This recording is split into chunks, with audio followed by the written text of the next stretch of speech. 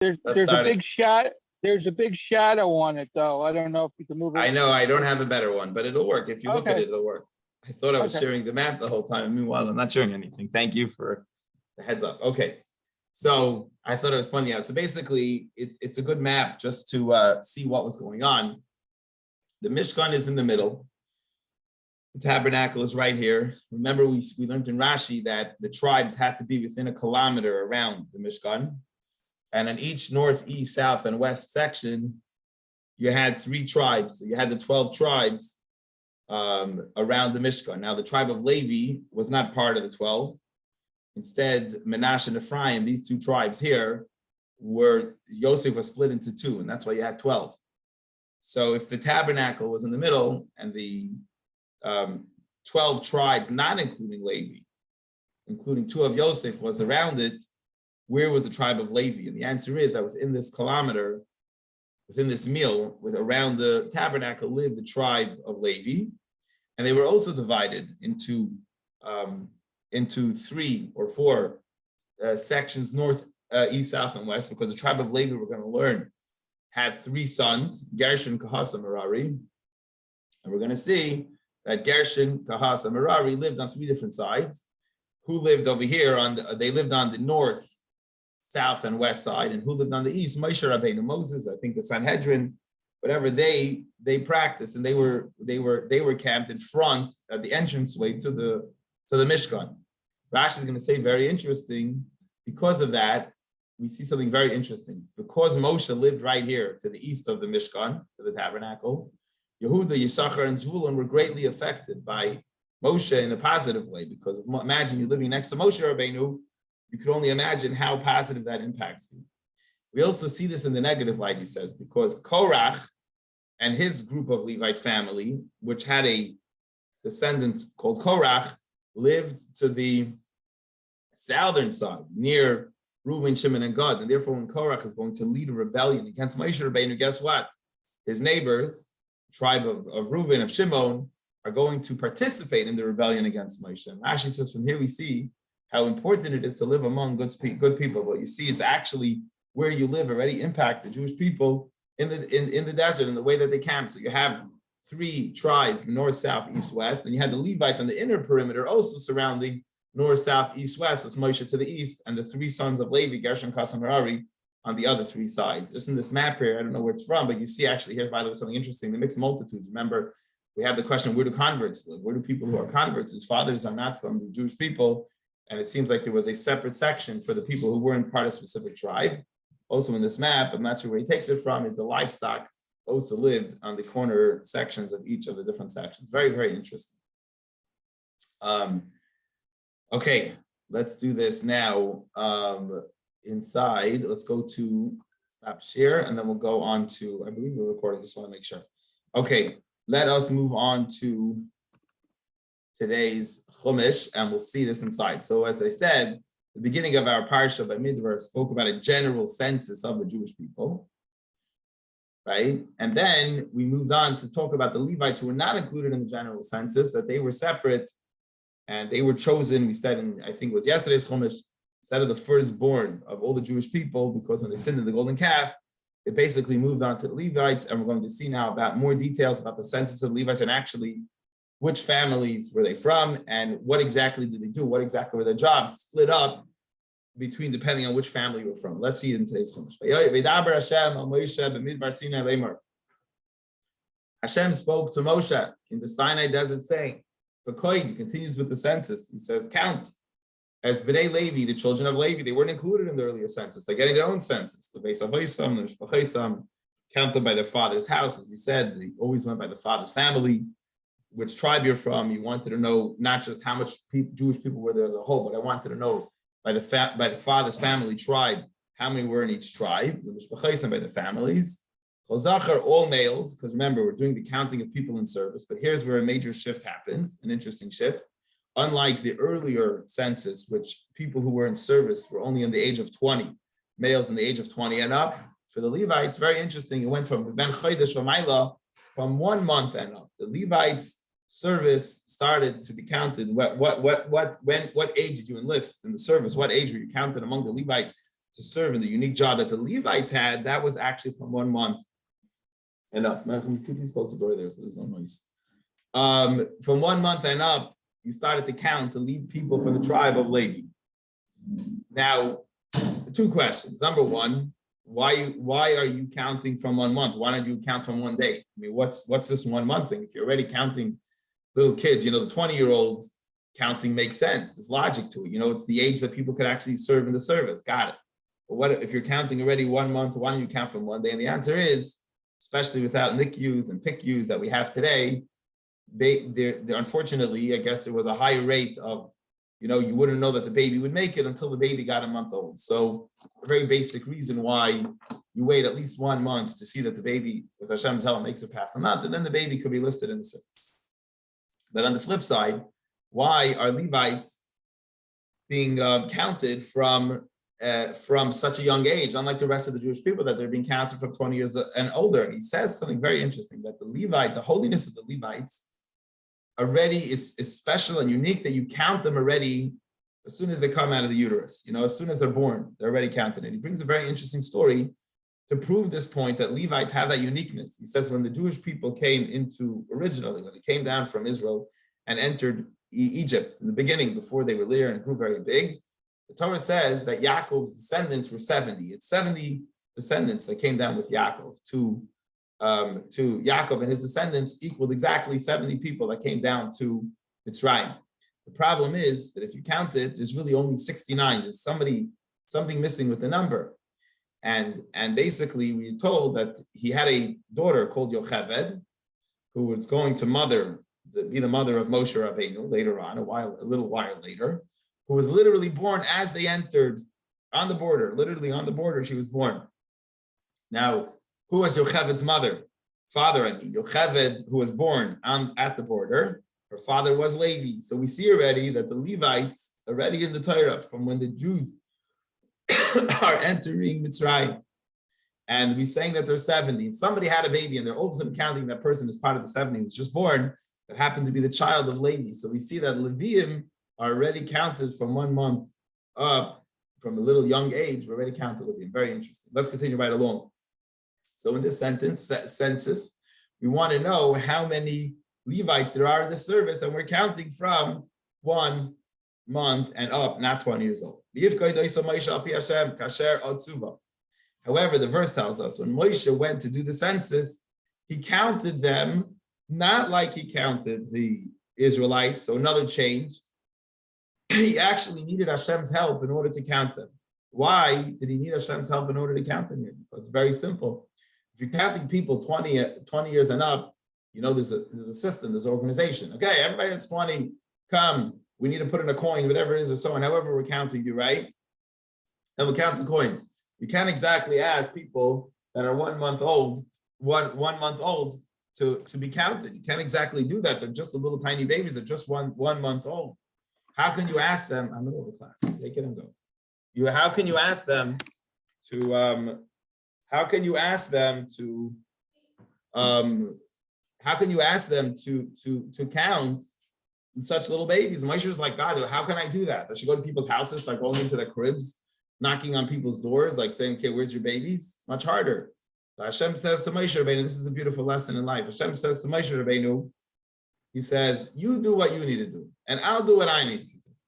Moshe went and he stood by the door of the tent, and a voice of Hashem would come out as he walked around the Levi tents, and it would go in front of him, and it would say, Moshe, this is how many babies are in this tent. So Moshe didn't, whatever system they used over there, it was possible only with Hashem's help. It's just a general lesson in life. A lot of times Hashem asks us to do things, and most of life, as we always say, it's 6 days you work and the 7th day you rest. You need to do your own investment. You need to do your own logic. But at a certain point, you need Hashem. So it's a beautiful lesson here. Hashem told Moshe Rabbeinu, I understand that what I'm asking you is challenging. You do what you need to. You start going around. And I know you can't start digging into people's carriages and people's cribs, but I will help you out so you'll know exactly how many babies are there. Verse 17. So here, what's the census? Let's do it now. Let's talk about the numbers. These are with their names, and you have to know by the Levites there were 3 families. So just like there's 12 tribes of the Jewish people. The Levites also have three tribes, or three groups among the Jewish people. One of them was Gershon, just like in our class, we have Gershon. And then we have another one called Kahas, and another one called Merari. Gershon, Kahas, and Merari, those were the three tribes within the Levite camp, within the Jewish people, was Gershon, Kahas, and Merari. And he then lists you within them who were their children, who was Gershon's children, and so on. And these are the names of the children of Gershon, to their families. We're always counting by their families. Livni and Shimi. So Gershon had two sons, Livni and Shimi. Ubnei Kahas, and what about the second of the tribes of Levi? The children of Kahas, the Mishpaisam, had three sons or four sons: Amram, Yitzhar, Chevron, and Uziel. So by the way, Amram will be the father of Moshe Rabbeinu, actually. So one of Kahas, the second tribe of the Levites, his son Amram, will be the father, I believe, of Moshe Rabbeinu. When you see, by the way, the fourth name, his name is Uziel, which is the same name as my son, as one of the children of the family of Kahas. Ubnei Merari. Then we have the third tribe within the Levi community, Ubnei Merari, their families, two sons, Machli and Mushi. These are the three tribes, three families among the Levite group. So the Gershon, to the tribe of Gershon, we said, we had Livni, the family of the Livni, Mishpachas Livni, Mishpachas Hashimi, Gershoni. These are the tribes of Levi. Now he's going to say, how many were in each of these tribes? So we said there's Gershon, Kahas, and Merari. Well, how many people, how much are we talking about? What's the census? He's going to tell you right now. Counting 1 month and up, all males. There were 7,500. So under the Gershon tribe in Levi, 7,500 people were in that group. Nice large group. That is the Gershuni family. Where did the Gershuni family live within the inner perimeter? They shall camp behind the Mishkan to the west, right? So Moshe lived to the east, but the Gershon family lived exactly on the opposite side. They lived to the west. They lived on the back of the Mishkan. They went behind it. Always when the Mishkan traveled, it traveled east. The east flank went first, and the west group traveled behind. Okay. Unasi Beisavli Gershoni, Eliasaph ben Loyal, who was the leader of the tribe of the Gershon, right? We always talk about the census with the leader. His name was Eliasaph, the son of Loyal. Gershon. And now he's going to get even more detail. And what was their job? Okay, so guess what? It's very interesting. He's going to break down each of the three tribes within Levi. What was their job in the Mishkan? Not everyone had the same job. People had different jobs. What was the Gershon family's job? They took care of the tabernacle, which included the tents. Or remember, we had like the 3 levels of curtains that protected, that were the covering of the tents. So they would schlep these massive tents. There was bottom curtains, and then there was a second level curtains made out of goat hair, and then there was like ram skins and very fancy tachash skins that went in a little right on the top. So they carried all those 3 curtains that covered the tent. And also the screen for the entrance. They had like a doorway screen to come in. That was also part of the 7,500 Levites from 1 month and up. I guess not all of them could schlep. Maybe if they were a month old, but maybe you had a few thousand people that took care of those curtains. More than that, the Kali HaChotzer, there was a massive courtyard, right? A big courtyard that surrounded the tabernacle. There were these also very large hanging curtains. That's Masaf Pesach HaChotzer, and then there was a large hanging curtain that was the doorway to the entrance of the courtyard. Sharar al-Mishkan Ba'al Mizbeach, so that surrounded the courtyard, curtains that surrounded the tabernacle. It had the Mizbeach, the altar within its courtyard. The Smeisreis of Chalavedase, there were ropes that they used, right? Like tent, when in a tent, you put these ropes to hold stuff down from flying, and the pegs. So they were the family of Gershon within the Levite community who lived to the west of the Mishkan. They were in charge of their job to serve Hashem in the Mishkan was to carry all the curtains, right? I could see Gershon in our class wrapping up one of the curtains for the Mishkan, the tachash skins, rolling it up, putting it in a bag, and then putting it back up together as he moved on from place to place. Let's go on to the next family, the next tribe within Levi, Kahas. Second one was Kahas and Shpachas HaAmrami. There was Amram, Mishpachas Yitzri, the Yitzri family, Mishpachas Chevroni, the Chevroni family, and Ha'uzieli and the Uziel family, the four families that were on the second tribe. Elei Mishpachas Akasi, these are the four families within the Kahas tribe. So how many were there? Mispar Kol Zachar v'Mechedesh v'Mayla, counting all males from a month and up. There was larger than the Gershon family, a little bit bigger. There was about 1,000 bigger. Shmeinas Alafim b'Sheish Me'os. It was 8,600. Shomrim Mishmeres HaKodesh. They were the keepers of the charge of the holy.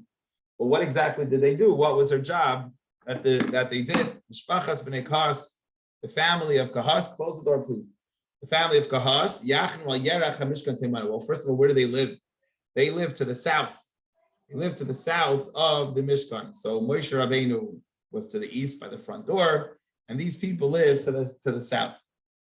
Now, he tells you what I mentioned before. This is where the sad story comes out, because Amram, who was Moshe's father, right? Moshe lived to the east. Moshe had a cousin who was Korach. And Korach will be upset that he wasn't appointed to be the prince of his group, whatever. So he was upset at Moshe, and he tried to overthrow Moshe. So therefore, and the troublemakers with Moshe, there were two people called Dasan and Aviram, and there were 250 people, leaders of the tribe of Reuben, of that section, who joined against Moshe. And the reason is because, again, Korach lived, as we just said, to the south of the Mishkan, and on the outer perimeter, right around them, was the tribe of Reuven, with the two tribes with him that lived on the outer perimeter, and therefore they had a negative influence, and the biggest trouble came from the neighbors that lived next to those Levites. Who was the leader of the tribe? This is where Korach was upset, actually. His name was Elitzaphan, the son of Uziel. So remember, Kahas, if you want to go back, Kahas had four sons. Amram, right? Let's go back to the four sons. We said Amrami, and Moshe was going to be a child of those people. And then we had Uziel was the youngest one. The prince was going to be taken from Uzieli. And Kahas will be upset. I think either Kahas was from the Yitzri family or Chevroni family, one of the two. I think it was Yitzri perhaps. And Kahas will say, I am a child of Yitzri. I should have been the prince. If Moshe is the son of Amram, the oldest son, got to be the leader of the Jewish people, then the next brother in line is Yitzri, and I am his son. And I should have been the one to pick the prince. Instead, you skip to Uziel, which is the youngest of the four sons. And that's why actually he ended up getting upset. I believe that's the case just from memory, but yeah. Unasi Beisav the Mishpachais Akasi, who was the leader of the tribe. It just said Elitzaphan, the son of Uziel. Now, what was the job of the Kahas family? Their service was, what was their charge? Well, they're supposed to take over charge. Ha'aron, they carried all the holy items, the ark, the shulchan, and the table, the menorah, the mizbachos, and the altar, the holy vessels, that they minister with them. They used to serve Hashem. And the screen, I believe that's the screen that divides the Holy of Holies to the Holies, even though Gershon carried most of the curtains, the curtain separating the Holy of Holies and the Holies was carried by the Kahas family, Nisi Alevi. And he's now telling you, well, who was the head officer who oversaw all the operations of the Levites? He was Elazar ben Aaron, was a Kohen. He was Elazar, who was the son of Aaron, the high priest. He appointed all the keepers in charge of the host. You needed to have somebody who just oversaw total operations. And who was that? That was a Kohen who oversaw that. Now, finally, the third family, the Merari family, Mishpachas HaMachli, Mishpachas HaMushi, had two children, Machli and Mushi, two families from those children, and they were called Elam Mishpachas Merari. Those are the family of Merari. How many were there?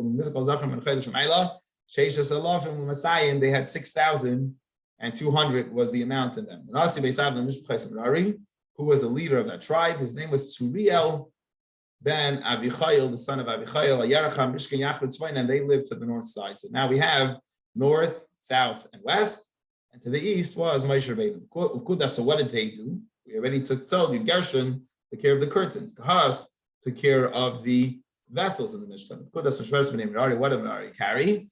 Karshia Mishkan, the massive beams that the curtain sat on, that built the main structure of the Mishkan, They were the ones who carried that. And they even carried the bars, the pillars, amudav, adanav, and the sockets that everything sat on, all the heavy major wood and sockets that created the base of the building, of the structure, and everything involved with it, and all they needed to carry those massive stuff was in charge of the people of Merari. It must have been pretty strong to carry all the stuff. And there were even the sockets and the poles that held the curtains up around the outer courtyard. All those big, massive stuff was carried by the tribe of Merari. Who lived to the east by the doorway to the Mishkan? So far we said south, west, and north. What about east? Moses lived there, and Aaron, Uvanav, and their children, who were in charge of overseeing the sanctuary, the holiness. And they saw God forbid the person who comes close will pass away. So Rashi here says what I mentioned in the beginning of today's class, that the tribe, the outer perimeter, who lived near Moshe, who was Yehuda, the tribe of Yehuda, and Yisachar and Zvulun, became very great scholars and very holy people, because when you live next to a tzaddik like Moshe Rabbeinu, of course, that's going to have an impact. You just really see here how important it is. I was actually talking to somebody literally 2 days ago who moved from Brooklyn to Manalapan, and I said, it's so important to keep your kids involved in a shul when you live in Manalapan. I said, at least in Queens or Brooklyn, you had a lot of Jewish programs going on. But when you're in Manalapan and you kind of a lot of other stuff going on too, it's especially important for people to go to shul and be involved in a shul and live around these people, because the fact is you're influenced by your friends and your surroundings. Called Kudei Alevim, the total census of the Levites, that Moses and Aaron counted by the word of with Hashem's help, by the word of Hashem's mouth. They got the tally, even including 1 month old of Levites and up. It is 22,000 Levites. So how many were there? There were 22,000 Levites. Now Rashi says there's a problem with the math here. I'll just repeat it for you, but let's see if we could see what the loss here is. You're minus 300, because if Gershon had, if anyone wants to do the math quickly, can 7,500, and then the Kahas had 8,600, and Merari had 6,200. You should have had more than 22,000. You should have had 22,300. Why are you only coming out with 22,000? What happened to them? You guys, it's like the Torah does the calculator for you, makes the math, and it comes out with the wrong number, seemingly 300 less than it was supposed to come out. Rashi says that has to do with how the Levites became Levites. An interesting answer, Rashi tells us. He says that, remember, really all firstborns of all families were supposed to be the Levites. You're supposed to, your oldest son went to serve in the Mishkan, represented the family, went to serve in the tabernacle. Now, and it was supposed to be firstborn sons, and the Levites came to swap those people. So Levites replaced the firstborn sons. So he says that of the 22,000 Levites, 300 of them were firstborn sons themselves. So the firstborn son Levites couldn't swap other firstborn sons. In other words, how could they swap? They themselves were supposed to go originally to serve in the temple. They were firstborns. So 300 of them are not going to be used in order to swap out other Levites. So that's why we're minusing off the total. Even though the total is 22,300, we're only able to use 22,000 of them. You cannot use 22,300. You can't use those 300, but they themselves are firstborn sons. They themselves need to be swapped out because they were supposed to serve. They're serving now, but they can't be used to swap out another firstborn son. What we're going to do in the Chumash next is, I believe it's going to be in tomorrow's Chumash, we're going to swap them out, and therefore we're giving the total tally of those who are going to be used to swap out the rest of the firstborn sons. And that, my friends, is the end of today's interesting Chumash. Any questions or comments on today's Chumash?